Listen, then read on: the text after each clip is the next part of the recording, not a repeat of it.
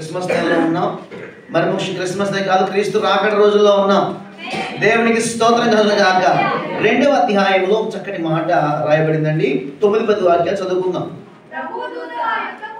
వచ్చి నిలిచెను. ప్రభు మహిమ వారి చుట్టూ ప్రకాశించినందున వారు మిక్కిలి సంతోషించిరి, మిక్కిలి భయపడిరి.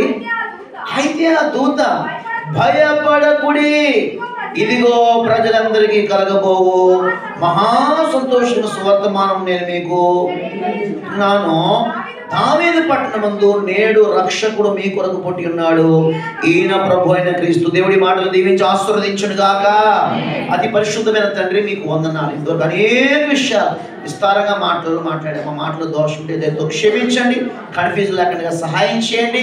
బ్రహ్మ మీ పరిచర్యకు అనే విషయం మాట్లాడుకున్నాం కాబట్టి అవన్నీ నిరర్ధకం కాకుండా నాయన ప్రభు ఘనంగా జరుగును గాక.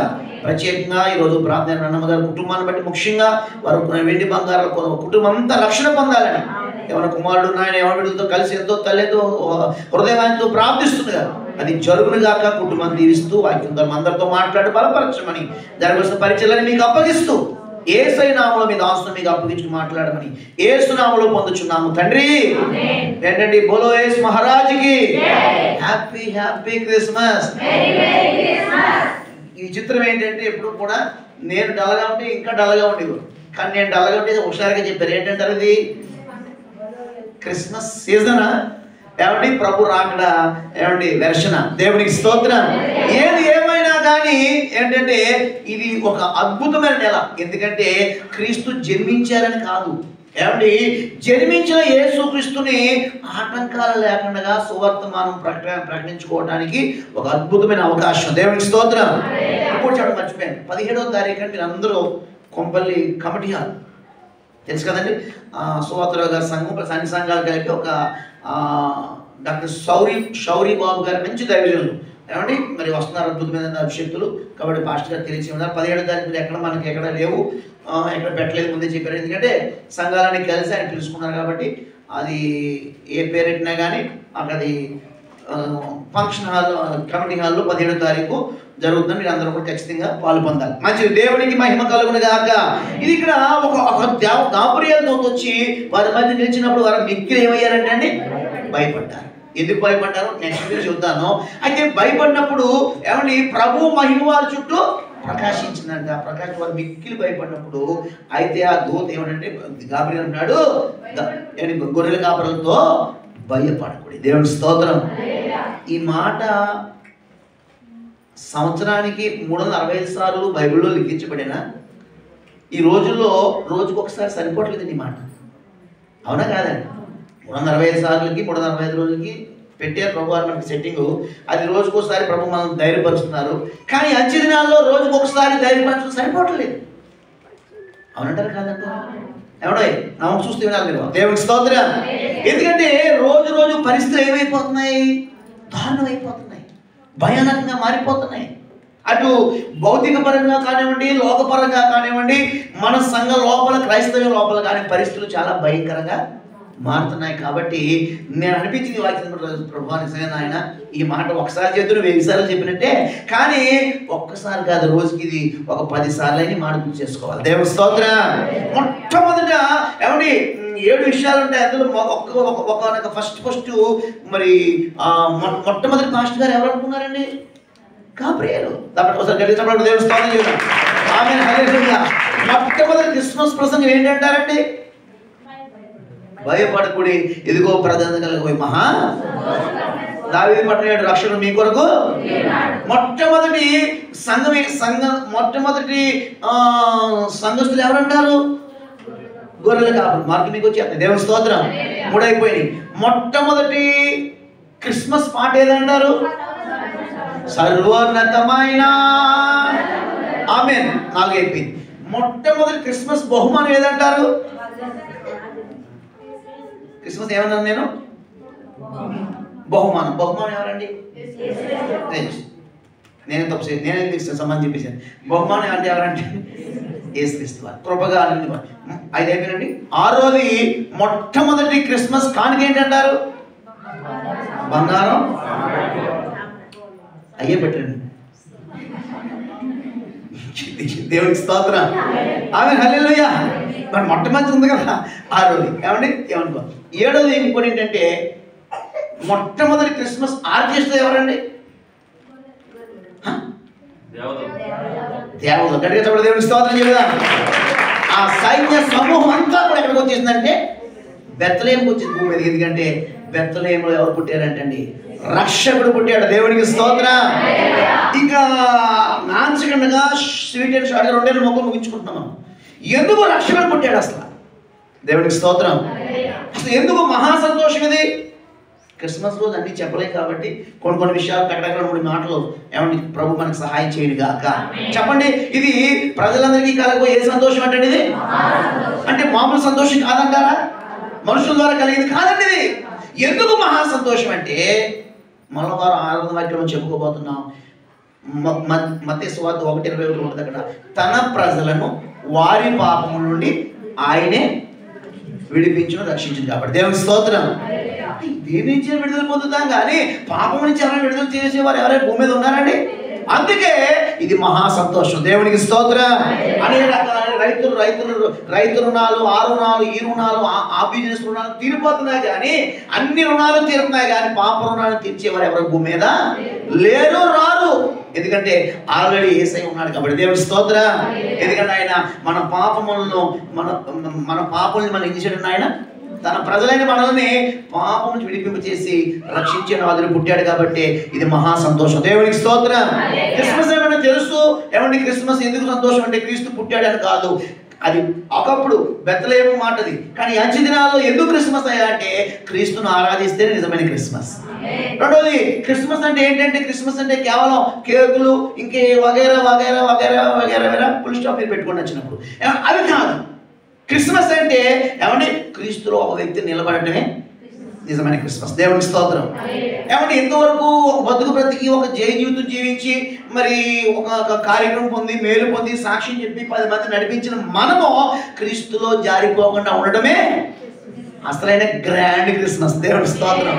ఇలా చాలా సమయం బట్టి చెప్పుకుంటూ ఉంటాం కానీ అసలు విషయం ఏంటంటే క్రీస్తు లేని క్రిస్మస్ అసలు క్రిస్మసే కాదు. క్రిస్మస్ లో అనేక సార్లు ఎక్కువ సార్లు మన ప్రమాదం క్రీస్తు వారు మిస్ అయిపోతూ ఉంటారు.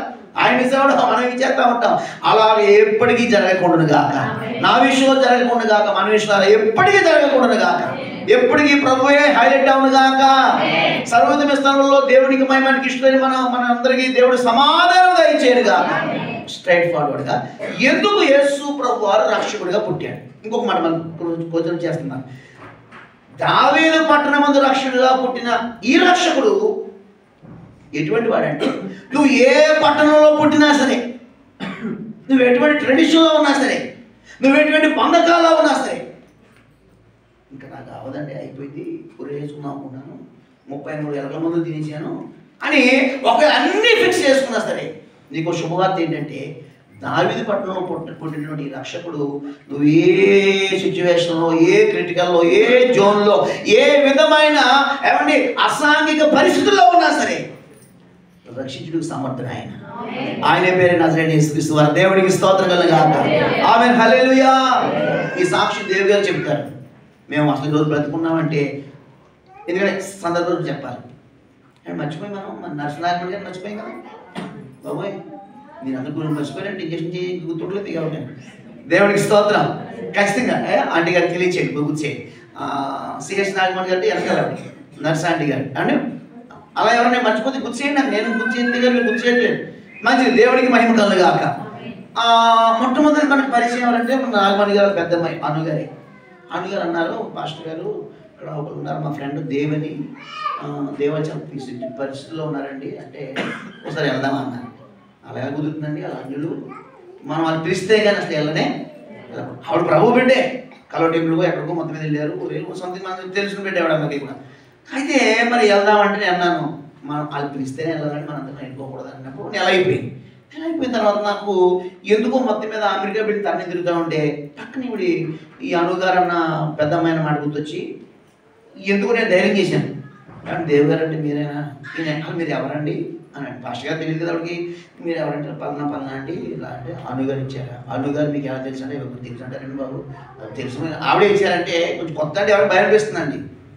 సరే ఎక్కడ ఉన్నారంటే ఇక్కడ ఉన్నారంటే డైరెక్ట్గా రండి ఫ్లోర్లో అన్నారు.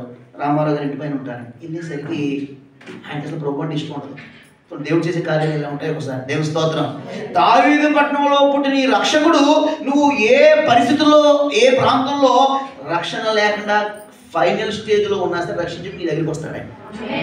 అది నాకు నిజంగా ఈ కుటుంబంలో గుర్తొచ్చింది. మన వాక్యం చెప్పిన మాట, ఎందుకంటే ఇది ఖచ్చితమైన మాట. ఎందుకంటే వాళ్ళు ఆల్రెడీ ఏమనుకోవద్దు మళ్ళా మీ గురించి చెప్పారంట మీరు ఇలాగంట అని అట్లా అనకంటే ఈ విషయం ఇప్పుడే మీరు మర్చిపోదు కాక. ఎంత యథార్థంగా ఆమె అన్నారో మళ్ళీ అలా దాయాల మాటని. దేవుని స్తోత్రం. కొన్ని దాసి ఉంటాయి, కొన్ని మూడేసి ఉంటాయి, కొన్ని అన్నీ చెప్పేసి ఉంటాయి. అది దాచేసాం. దేవుని స్తోత్రం. ఎందుకంటే చెప్తారులేండి సాక్షులు. ఎందుకంటే ఇవాళ బతుకున్నామంటే ఎందుకంటే వాళ్ళిద్దరూ పరిస్థితులు బట్టి ఒక వెలిగారు. పరిస్థితులు ఎప్పుడైనా తెలియదు కదండి. పురుగు మందు కొనుక్కుని సరిగ్గా గదిలో భార్య భర్త సమాధానం లేదు, తాగి చనిపోవాలని ఇద్దరు కూడా ఆ గదిలో వచ్చింది. ఆవిడ వచ్చింది, ఈ గదిలో నుంచి ఈయన వచ్చారు. హాల్లో ఉన్న డస్ట్బిన్ దగ్గరికి ఇద్దరు కొడుకు గుర్తు వస్తున్నారు. కొడుకున్నాడు, ఎదుగురు కొడుకు గుర్తు వస్తామంటే ఎన్నో మహా లక్షల రూపాయల గొడవలు వచ్చి దేవుడి ముందు బయటికి తీసుకొచ్చాడు. ఈ చిన్నప్పటికి చనిపోవాలని చెప్పేసి అంటండి. ఇద్దరికి దేవుడు ఎవరు జ్ఞాపకం చేశాడండి? ఇద్దరు కూడా ఒకే టైంలో మళ్ళీ దేవుడి సంకల్పం. ఇద్దరు ఏమనుకుంటున్నారంటే చచ్చిపోయి వెంటనే ఆ ఇద్దరు కూడా వెంటనే ఆ డస్ట్బిన్ పడేసి అంటే ఇద్దరు కూడా ఏడ్చారంటే. దేవుని స్తోత్రం. మాస్టర్ గారు అను ఎలమన్నారు మిమ్మల్ని అని నెల క్రితం ఎలమన్నారంటే మరి ఇప్పుడు ఎందుకు వచ్చారు? ఆయన కొంచెం క్రిటికల్గా అడుగుతారు క్వశ్చన్. ప్రభు అంటే ఇష్టం ఉండదు. గత రాత్రి ఆయన ఎక్కడికో దర్గాకి వెళ్ళంటే బూడి తింటారు కదండి, ఆ బూడి మొత్తం చెప్పేసాడు. మనకు తెలియదు ఆ విషయం. అయితే వెళ్ళిన తర్వాత మీరు ఎందుకు వచ్చారన్నప్పుడు మా దేవుడు తెలిసిందా అనుకో. అయిపో మాకు ఏం కాదని ఎప్పుడు నెల క్రితం చెప్పారు, ఎప్పుడు సడన్గా గుర్తొచ్చిందంటే అన్నాడు. ఖచ్చితంగా యేసు ప్రభువే మా ఇంటికి మిమ్మల్ని తీసుకొచ్చాడు. ఇలా జరిగిన మాస్టర్ గారు రాత్రి అని దేవుడు గారు ముందు ఆయన చెప్పేశాడు. ఆయన చాలా ఓపెన్ క్యాండిడేట్ అండి. ఈ తేడా అనేది ఏదైనా అప్పటికప్పుడు క్లియర్ అయిపోలేక దేవుని స్తోత్రం. కాబట్టి అయితే మరి ఇప్పుడు ఏంటన్నాను ఏమన్నా ప్రార్థన చేస్తానంటే నిజంగా అద్భుతం అండి. ఆయన పూడి తెలియదు, నాకు తెలియదు. అమ్మా ప్రార్థన చేసిన తర్వాత నాకు ఎప్పుడు అలాంటి అనుభవం లేదు. ప్రార్థన చేస్తున్నా ఓ బూడిది బయట పోయి వెళ్ళిపోతుందండి. మళ్ళీ చెప్పాలి తెలిసాను అని అదే బూడిది కనపడు కొద్ది తినకూడదు. కానీ నాకు ఎంతో భయం వేసింది. కొంచెం ఒంటరిగా వెళ్ళాను నేను. వెళ్ళి వచ్చాను రాలేదు ఏమండి అని చూసాడికి నన్ను ఏం చెల్లారని ఇంట్లోని ఏం చెల్లారంటే బూడిది వెళ్ళిపోతుందంటే ఇది కూడా నిజమే పాస్టర్ గారు. దర్గాకి వెళ్ళి బూడి చెల్లానండి. దేవుడికి స్తోత్రం. ఆ బూడి చెల్లలేదు, ప్రార్థనకు బయటికి పోయిందన్న. ఆ రోజు ప్రభు నమ్ముతాడండి ఆయన. ఎందుకంటే దేవుడు అంటూ కొన్ని కార్యాలు చేయకపోతే అలాంటి ప్రభు నమ్ముతారండి. దేవుడు అంటే దేవుడు వ్యక్తి కొంచెం అటు ఇటు ఉన్నారు, కానీ చాలా క్రిటికల్. ఇదో ఏదైనా వస్తే ఎక్కడికి ఏదో కట్టించుకోడు ఆయన. కొన్ని కండిషన్లో కొన్ని సిచ్యువేషన్ ఆయన జీవితంలో భయంకరమైన పరిస్థితి ఎదురై ఆయనకి కానీ వాళ్ళ ఫ్యామిలీకి కానీ. కానీ అప్పుడు అలాంటప్పుడు ఆ సమస్యలు ఇక్కడికి పడి ముందు ప్రార్థన చేయించుకొచ్చి తర్వాత వెళ్ళడం నేర్చుకున్నాడు ఆయన. దేవుడికి స్తోత్రం. ఏమంటే మీరు చాలా క్లారిటీగా ఉన్నారంటే లేదు పాస్టర్ గారు నేను ఇంకా మారాలి. ఇప్పుడే నేను అలాంటి ప్రభులో రాకూడదు, దేవుడికి అవమానం వచ్చేది, మీరు ఇంకా ప్రార్థన చేయండి. ఇంకొన్ని కార్యాలు జరిగాక అప్పుడు ఆయన నా ఆయన చేయగలుగుతానంటాడు ఆయన. దేవుడి స్తోత్రం. ఏది ఏమైనా ఏమండి ఏ పరిస్థితిలో నువ్వు శిక్షలో ఉన్నా సరే రక్షించుడుకు దేవుడు. దావీదు పుట్టులో ఈ రక్షకుడు నువ్వు ఏ పరిస్థితిలో ఉన్నా సరే నేను రక్షించుటకు నీ ఇంటిలోనికి వచ్చును గాక. వెరీ క్లియర్ అయిపోయిన సమయం. ఎందుకు ఈ రక్షకుడు పుట్టాడు? ఆదికాండం 38:6 తీయొద్దు మీరు, టైం అయిపోయింది కదా. ఏమండి 6వ వాక్యం ఎవరుంటారంటే తామారు. ఎవరండి ఈ తామారు? ఎవరయ్యా అంటే యోధా పెద్ద కుమారుడు భార్య. చూస్తే మీకు ఏం తెలియదు, అదంతా చదివితే అర్థం అవుతుంది. ఇంటికి చదువుకోండి. 38:6 తామారు అనే మాటగా అర్థం ఖర్జూరం. విచిత్రం ఏంటంటే బాధాకరం ఏంటంటే తామారు భర్త చనిపోయాడు. అది తామారు ప్రమేయం లేదు, తామారు అన్యాయం చేయలేదు.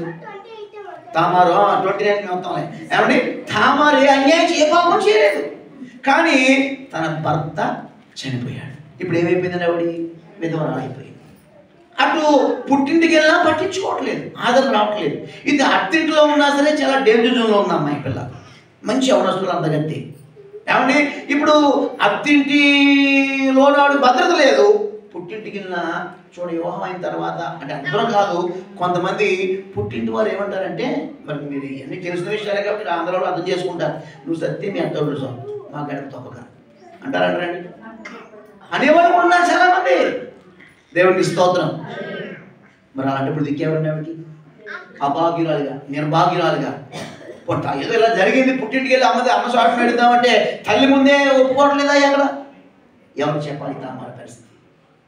అంతవరకు ఏమండి రకరకాల సిచ్యువేషన్ ఆమె జీవితంలో తన ప్రమేయం లేకుండా చాలా జరిగిపోయింది.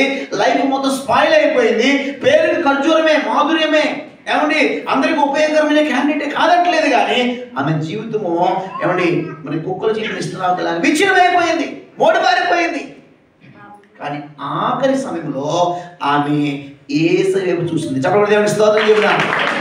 దేవుడు ఆమె ఆ క్రిటికల్ కండిషన్ లో యేసు వైపు చూచింది కాబట్టి మత్తయి సువార్తలో ఏమండి 5 స్త్రీలు ఉంటారు. 5 స్త్రీల్లో మత్తయి సువార్త అందరూ అబ్రాహాము ఇస్సాకును కనెను, ఇస్సాకు అని పురుషులే కంటారు, పురుషులు కంటూనే ఉంటుంది అక్కడ. ఏమండి పురుషులు ఇష్టే ఉంటుంది అక్కడ. కానీ ఆ లిస్టులో 5 స్త్రీలు ఉంటారు. 5 స్త్రీలు మొట్టమొదటి స్త్రీ ఎవరో తెలుసా? తామారే. దేవుని స్తోత్రం. ప్రియ దేవుని దైవజనాంగమా, దేవుని బిడ్డలారా, మరి దేవుని స్వాచ్యం బిడ్డలారా, మనం ఏ స్థితిలో ఉండి ఏమండి అత్తిల్లా, పుట్టిల్లా, మెట్నిల్లా, దించిల్లు కాదు అక్కడ. దేవుడే మన తండ్రి, దేవుడే మన సహోదరుడు, దేవుడే మన పరమ ప్రభు, దేవుని సన్నిధే మన యొక్క అన్నిల్లు. దేవుని స్తోత్రం. రూతు విషయంలో అయితే వేరే టాపిక్ కొంచెం సమయం లేదు కాబట్టి తామారు యేసు వైపు చూడగానే ఆయన ఏం చేశారంటే ఆమెను ఏంటంటే తన కుమార్తెగా స్వీకరించి తల్లిగా ఆమెను అంగీకరించాడు. కాబట్టి యేసుక్రీస్తు వంశం వల్ల ఆవిడ చేర్చబడింది. ఈ రోజున యేసు ప్రభు వారికి నాయనమ్మ లిస్టులో ఉంది ఆవిడ. తప్పకుండా దేవునికి స్తోత్రం చెబుదాం. మనమే లిస్టులో ఉన్నాం. మేము మారమేంటి పాస్టర్ గారు, చాలా కష్టం, మా లైఫ్ చాలా స్పాయిల్ అయిపోయింది, నేను చాలా పాపాలు చేశాను అని నువ్వు అనుకుంటే ఎలాగా? ఎంత ఘోర పాపనైనా ఆయన రక్షించగల సముద్రుడైనా. తామారు కన్నా క్రిటికల్ కండిషన్ ఎవరికి లేవు ఇక్కడ. పుట్టింటోళ్ళే ఎవరైనా పోని ఎవరైనా అంటారండి, కానీ తామారు అన్నారు, అర్థం చేసుకోలేదు. కానీ దేవుడారా అటువంటి అఘోరమైన పరిస్థితుల్లో ఆమె యేసు వైపు చూడగానే ఆమెను యేసే తన కుమార్తెగా సేకరించి తల్లిగా అంగీకరించి తన వంశవాళ్ళలో చేర్చుకుని తన నాయనమ్మ లిస్టులో పెట్టుకున్నాడు. దేవునికి మహిమ కలుగును గాక. నువ్వే పరిస్థితుల్లో ఉన్నా సరే తామారు వలె ఆయన వైపు చూడగలిగితే మనుషులు నిన్ను వాడేసుకోవచ్చు, మనుషులు నిన్ను ఏమండి ఇన్సల్ట్ చేయొచ్చు, మనుషులు నిన్ను ఏదైనా పెట్టుకున్న ప్లేస్లో, కానీ యేసు వైపు చూచిన వెంటనే ఈరోజు ఆమె ఎవరో తల్లిగా మారిపోయిందండి. దేవునికి స్తోత్రం. ఆయన కుమారుడిగా మరి మనం ఏ లైన్లో ఉన్నాం? తామారు లైన్లో ఆయన కుమార్తెగా వచ్చామా? తల్లిగా కొన్ని ఆత్మను రక్షించామా? నాయనమ్మగా కొంతమంది ఏమండి బిడ్డల్ని ప్రభువు తయారు చేయగలుగుతామా? దేవునికి స్తోత్రం. కాబట్టి ఈయన ఎందుకంటే నేను అసలు పైన మర్చిపోయాను, ఈ రక్షకుడు తామారు జీవితంలో ఏం పోయిందంటే విలువలేని జీవితం జీవించింది. అత్తింట్లో దెబ్బలు తిన్న ఈ విధానం ఈవిడ పుట్టింటికి వెళ్తే ఆమె పుట్టింట్లో ఏమన్నా అని చాలా విలువ ఇవ్వలేదు ఆవిడికి. పరిశుద్ధాత్మ ఇచ్చే మాట ఏంటంటే క్రిస్మస్ మొదటి నెల వారంలో తామారు వలె మాట్లాడకూడదు, తామారు వలె యేసు వైపు చూడగలిగితే విలువ లేని వారికి విలువ ఇవ్వడానికి నా యేసయ్య పుట్టాడు. దేవునికి స్తోత్రం కలుగాక. విలువ లేదా నీకు? ఒక విలువని ఇవ్వడానికి యేసుక్రీస్తు లోకరక్షగా పుట్టాడు. దేవునికి స్తోత్రం. మొదట లోకరక్ష ఎందుకు పుట్టాడంటే తామారు వలె ఆయన వైపు చూడగలిగితే నీకు విలువ లేదా? నీ భార్య దగ్గర విలువ లేదా? నీ భర్త దగ్గర విలువ లేదా? చివరికి నువ్వు కన్నా పిల్లలే నిన్ను ఏమండి కరివేపాకులాగా లేదా ఇంకొక ఎండు మిరగలాగా తీసి పడేస్తారేమో. ఏ పర్లేదు, యేసు వైపు చూడు.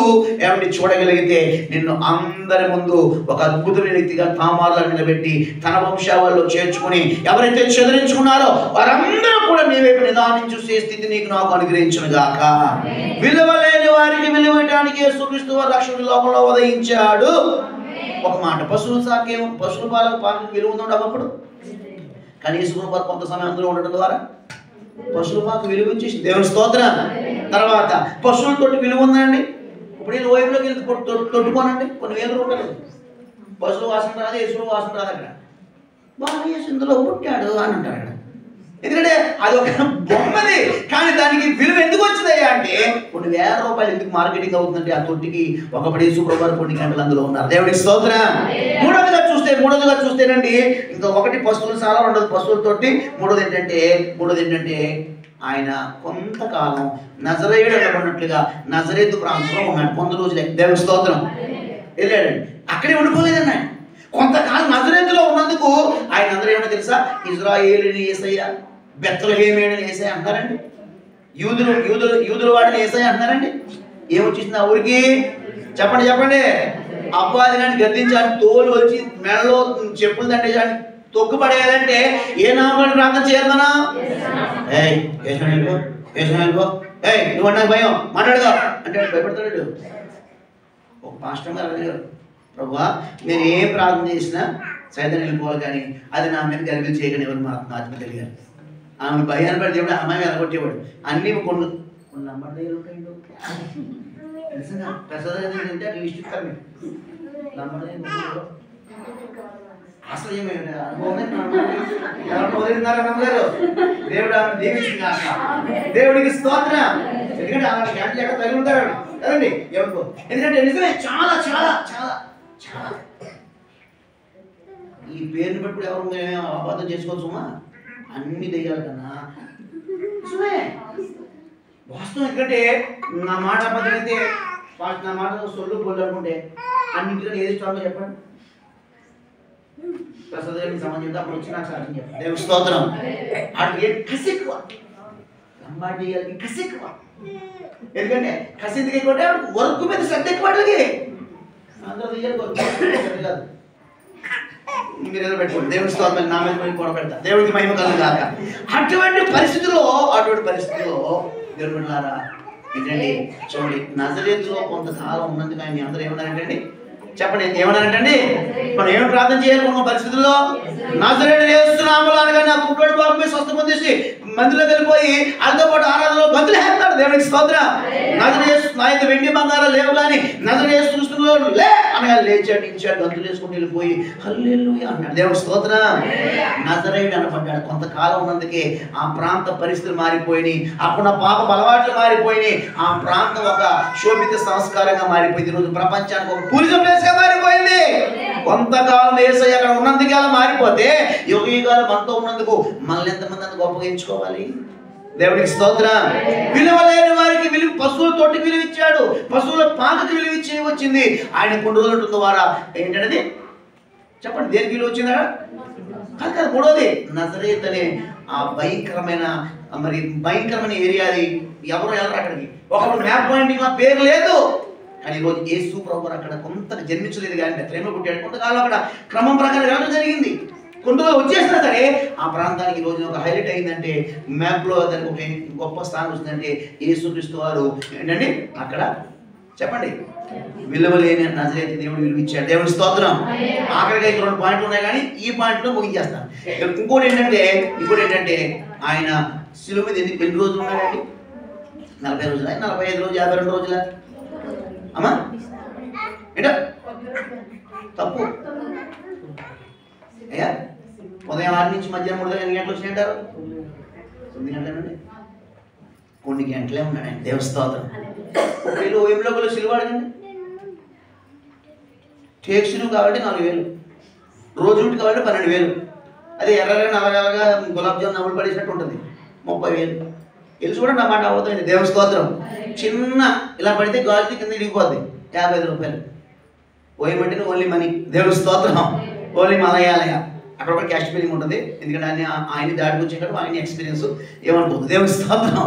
గమనించండి బిడ్డలారా, ఇక్కడ ఆ చెక్కకి ఎందుకు విలువ వచ్చిందయ్యా అంటే యేసు ప్రభు వారు కొన్ని గంటలు ఉన్నందుకు అది విలువ వచ్చేసింది. దేవుడి స్తోత్రం.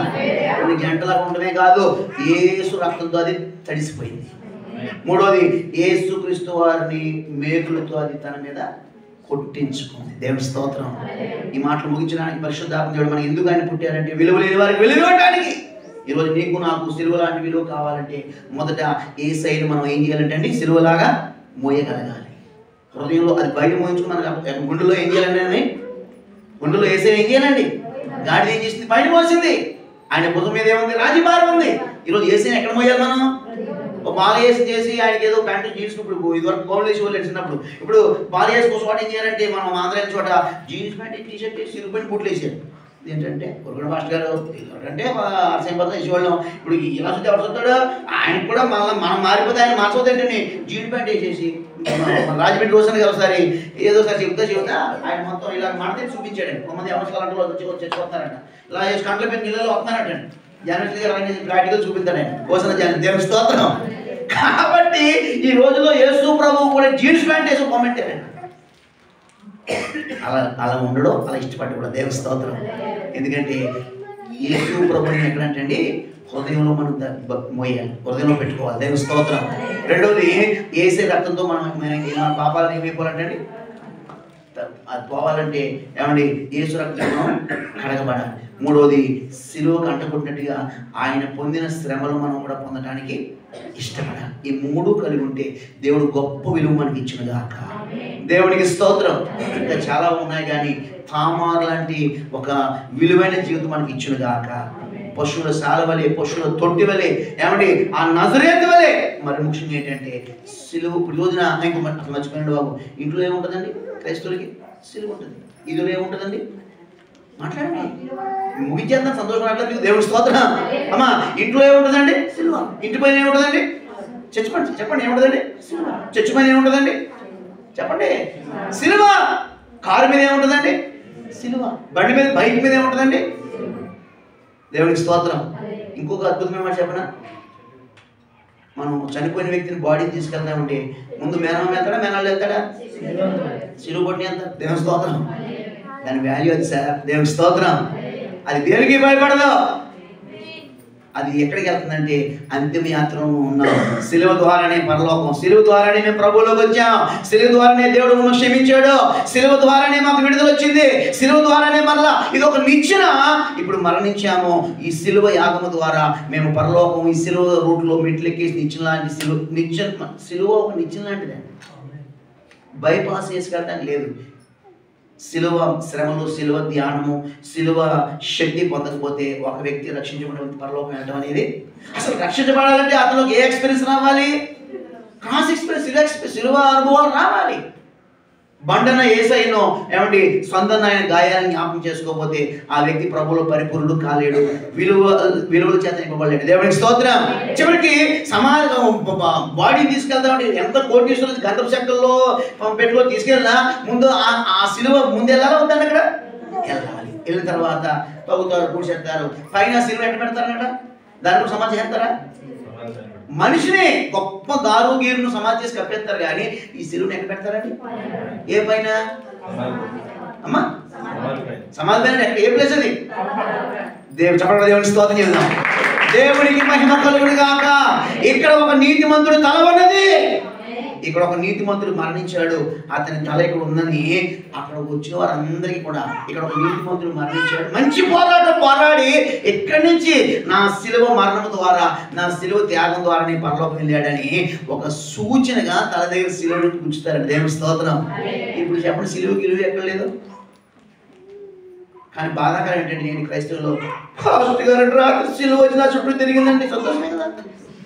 మరి సిలువ తిరిగిన అర్థం ఏంటి? సిలువ వచ్చి దేవుడు నీకు ఏసేసాడు. కానీ మాకు సిలువ వస్తే మా పాస్టర్ గారు చెప్పారండి, మా పాస్టర్ గారు చెప్పారండి, లేదు మాకు ఇదివరకు ఎవరు చెప్పారండి సిలువ వస్తే శ్రమలు అండి కదా. శ్రమలు ఉంటాయి. శ్రమలు లేకుండా ఎలా పోతండి? కూర పొయ్యి దాకా దాకా పొయ్యి మీద కలగకుండా ఏమంటే ఇలా 2-3 ఇళ్ళు అనేసి దిష్టి చేసి మంత్రాలు అయితే నోటికి తింటావా? తింటారు మీరు ఎవరైనా? కొంచెంసేపు వండాలి పొయ్యి మీద, మసి అవ్వాలి, ఇంకొని వదాలి, కళ్ళు తిరగాలి, చేయి తెగాలి కూర పోసినప్పుడు. ఇవన్నీ ఉంటేనే వంట పుట్టి అంటారు. దేవుని స్తోత్రం.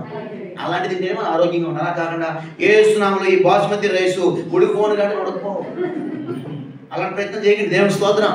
చాలా మంది అలాగే చేసి ఈ బ్యాంకులో ఏసునామలో డబ్బులు వచ్చింది కానీ ఏముందంటే పోలీసు తీసుకొని జైలు పడేసి అక్కడికి కుమ్మేస్తున్నారంట. అలాంటి పిచ్చి పిచ్చి ప్రయత్నాలు, దేవుడు అవమానం తెచ్చేటటువంటి ప్రయత్నాలు వద్దు. ఎలా ఉండాలో అలాగే ఉందాం. దేవుడు మనందరికీ వెలుగుచ్చును గాక. ఏమంటే తామారులే మన జీవితాల్లో వెలుగుమయంగా విలువైన వారిగా మార్చును గాక. పశువుల తొట్టి వలె, పశువుల శాల వలె, ఏమండి నజరేతు వలె, మరి ముఖ్యంగా స్త్రీ వలె ఒక విలువలు కలిగి యేసు వైపు చూస్తేనే తప్పు సుమా. ఎవరైపు చూస్తే మనం విలువ పోద్ది. యేసు వైపు చూస్తే కోల్పోయిన విలువ మన దేవుడి మాటలు దీవించి ఆస్వాదించును గాక. లేచి నిలబడదాం, చిన్న ప్రార్థన చేసుకున్నాం. ప్రభువా మీకు వందనాలు. వాక్యం ద్వారా మాతో మాట్లాడారు నాయన. మీరు మా కోసమే మరణించారు, మా కోసం ఇంకా మీరు బాలయేసుగా నాయన కాదు కానీ రాబోతున్నారు నాయన.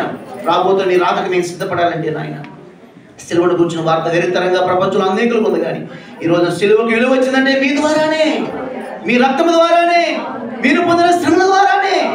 ఈరోజు మేము కూడా అనేక శ్రమలు మాకు రావాలి, మేము కూడా విలువలు కలిగి మీకు ఒక ఎదురు చూడాలయ్యా. కాబట్టి రక్షకుడిగా మా కొరకు పుట్టారు. మేము ఏ ప్లేస్లో ఉన్నా కానీ మమ్మల్ని రక్షించడానికి ఏ క్రిటికల్ కండిషన్లో ఉన్నా కానీ, అయ్యో ఈ పరిస్థితులు చెప్పుకుంటే మనుషులకు లోపం అయిపోతానేమో, ఈ పరిస్థితులు చెప్పుకుంటే ప్రజలంతా నన్ను శోభన చూస్తారేమో, నేను గొప్పగా బతుకుతున్నాను, నా పరిస్థితి ఇదే నేను సాక్ష్యం చెప్పుకుంటే నా పరువేంగాను ఒకవేళ అనుకుంటున్నామేమో. లేదు లేదు లేదు లేదు లేదు పరిస్థితి చెప్పుకోవాలి. దేవుడితో తన బిడ్డలతో ప్రార్థన చేయడానికి మన పరిస్థితి చెప్పుకుంటేనే మన పరిస్థితులు మారుతాయండి. ప్రజలకు తెలియాలంటే నీకు నువ్వు దాచుకోవద్దు, సిగ్గుపడవద్దు. ఇది మన ఇల్లు, మనందరూ సహోదరులు. కాబట్టి ఏ సమస్య ఉన్నా అనేకులతో, ముఖ్యంగా ప్రభుత్వం మన స్థితిగతులు పరిచయం చేసుకున్నప్పుడు తామారులనేమో చూసుకుని దేవుడు ఎంత భయంకరమైన సిచ్యువేషన్లో ఉన్నా, ఎంత క్రిటికల్ జోన్లో ఉన్నా యేసు వైపు చూడగలిగితే మనకు విలువనిస్తాడు ఆయన. హల్లెలూయా. ప్రభువా, ఆ ప్రకారం మేము జీవించే భాగ్యము దయచేయండి, మాకు భాగ్యము దయచేయండి, కృప కలుగును గాక. ఎన్ని బాధలు నన్ను ఈ బంధులెదురైనను, ఎంత కష్టము వచ్చినా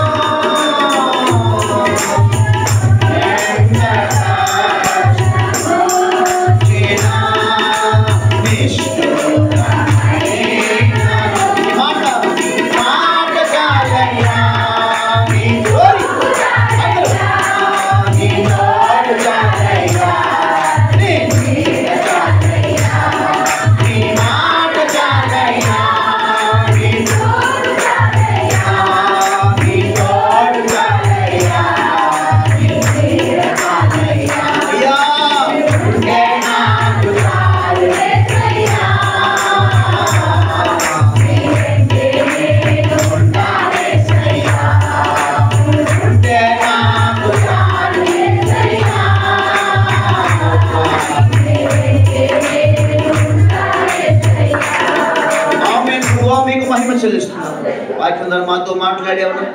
ఏ పరిస్థితుల్లో ఉన్నారు, మా కొరకే మీరు జన్మించారు, మా కొరకే మీరు మరణించారని, మా కొరకే తిరిగి రాబోతున్నారని, లోకములో మీకు శ్రమ కలుగును, ఆయనను ధైర్యం తెచ్చుకోనని, నేను లోకమును జయించున్నానని మిమ్మల్ని బలపరిచినందుకు, ధైర్యపరిచినందుకు ఆయన లోకం మిమ్మల్ని మీరు ఏమీ చేయలేకపోయింది. ఎందుకంటే మీరు లోకాన్ని ఆల్రెడీ జయించారు. కాబట్టి పాపను జయించే శక్తిని ఇవ్వండి. ఏ విషయాలు మేము ఓడిపోతున్నామో, ఏ విషయంలో పడిపోతున్నామో కామారు వలని ఏమి చూసిన ఆయన మా పరిస్థితిని అధిగమించగలిగే కృపను మాకు ఇవ్వమని వాక్యమాల ఫలించి అడుగుతున్నాం. కొంచెం వారందరినీ దీవించండి. రేపటి జరగబోయే కేవలం అద్భుతంగా జరగడానికి మీ ఆత్మ నడిపింపు, మీ పరిశుద్ధాత్మ సహాయము, అందరికీ మంచి చక్కటి ఆరోగ్యం, పాటలు పాడుతూ చక్కటి కంఠస్వరం నాయన, అన్నిటిలో మిన్నగా ఆత్మస్వరూపిగా మీరు అందరినీ ఆవరించి రాత్రి అగ్నిస్తంభంగా ఉండి నడిపించండి. దీని ద్వారా ఏదో అలవాటు కాదు కానీ ఆయన కార్యాలు జరిగించి మేలు చేసి మేము పరిచయం దీవించమంటూ ఏసును అడిగి పొందుతున్నాము తండ్రి. మంచిది. క్యాలెండర్స్ ఉన్నాయి, జస్ట్ ఒకసారి 2 నిమిషాలు కట్ చేసిన తర్వాత కట్ చేసి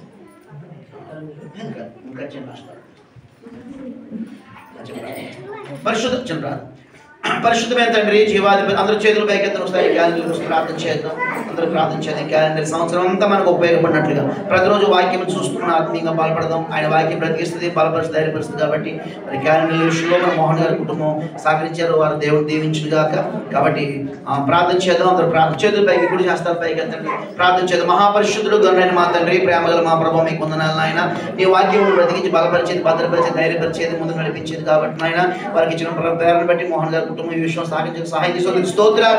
వారిని వారి కుటుంబాన్ని దీవించండి, కుటుంబం అంతటిని రక్షించండి. ప్రత్యేకంగా ఇచ్చిన క్యాలెండర్ పరిశుద్ధపరచండి. ప్రింట్ చేసిన డేవిడ్ గారిని టీంని మీరు దీవించి ఆస్వాదించండి. వారిని క్షేమంగా తీసుకొచ్చారు. అలాగే ఈ క్యాలెండర్ మా మధ్య క్షేమంగా తీసుకొచ్చిన మరలిని కూడా మీరు ఆస్వాదించండి. అలాగే ప్రభు కుటుంబం అంతా రక్షణ పొందాలి, మీ బిడ్డ రక్షణ పొందాలి, కుటుంబం రక్షణ పొందాలి. మీ కార్యాలు జరిగించమని. ఇవి ఏదో ప్రభు మన ఫార్మాలిటీ అందరికీ ఉన్నాయి, మాకు ఉండాలని కాదు కానీ మా గోడల మీద మాత్రమే కాదు నాయన. ప్రతిరోజు బైబిల్ చదువుకుంటూ బైబిల్తో పాటు నాయన చిన్న వాక్యాలు చదువుకుని ఈ రోజంతా వాటిని మేము గుర్తుపెట్టుకుని ప్రభు ఈ నామస్మరణ వాటిని గణపరిచి కృపానికి ఇస్తారని ఈ క్యాలెండర్ పరిశుద్ధపరిచి తండ్రి కుమార పరిశుద్ధాత్మ యేసుక్రీస్తును దీవిస్తుండగా వీరిని యేసు నామములో ప్రతిష్ఠించి మా గృహాలకు దీవెనగా మార్చమని ఇచ్చిన కుటుంబాన్ని ఆశీర్వాదం మీ కృపను వేడుకుంటూ యేసు నామములో వీటిని దీవించి ఆస్వాదిస్తున్నాము తరుణము తండ్రి. ఆమేన్. మంచిది.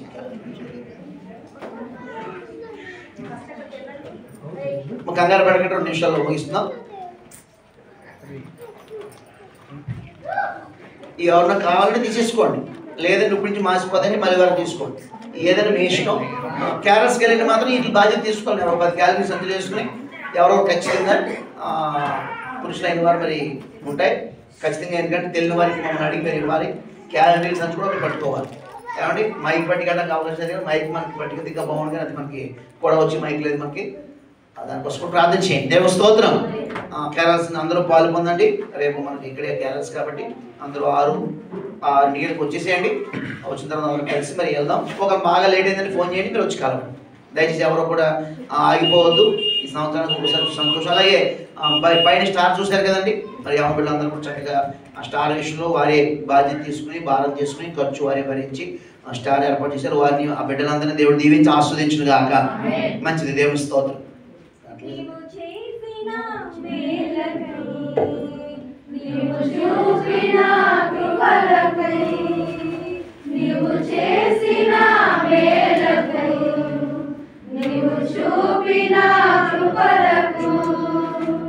వందనం యేసయ్యా, వందనం యేసయ్యా, వందనం యేసయ్యా, వందనం యేసయ్యా, వందనం యేసయ్యా. దేవునికి మహిమ కలుగుగాక. తండ్రి యొక్కయు కుమారుని యొక్క పరిశుద్ధాత్మ యొక్క యేసుక్రీస్తు నామములో ఈ క్యాలెండర్లు మరి సంఘం కొరకు మన కుటుంబాల కొరకు వీటిని యేసు నామములో ప్రతిష్ఠించున్నాము తండ్రి. ఆమె దేవునికి మహిమ కలుగుగాక. అమ్మ సుష్మా ఎక్కడున్నా?